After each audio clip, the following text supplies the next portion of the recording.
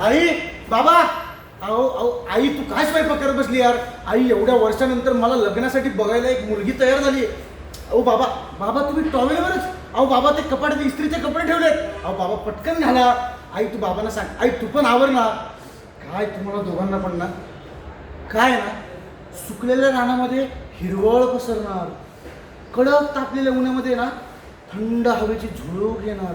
कारण कारण कारण आज मी मुलगी बघायला जाणार आहे. देवा देवा, तुझं 21 मोदकाचं काय ना ते मी बघून देतो, पण फक्त या मुलीने लग्नासाठी होकार देऊ दे. कशी असू दे रे, काळी गोरी लंगडी मुखी बहिणी, फक्त मुलगी असू दे बरं का. हां, काय ना, वयाची 40 ओलांडली रे, डोक्यावरची अर्धी निम्मी केस मोडायला लागली, पण लग्नासाठी मुलगीच नाही भेटली.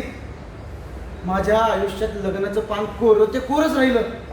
देवा, आता या कोऱ्या पानावर एकदाचं तू लिहून टाक, शुभमंगल सावधान. म्हणजे कसं, मी पण समाधानी आणि तुझे आशीर्वाद.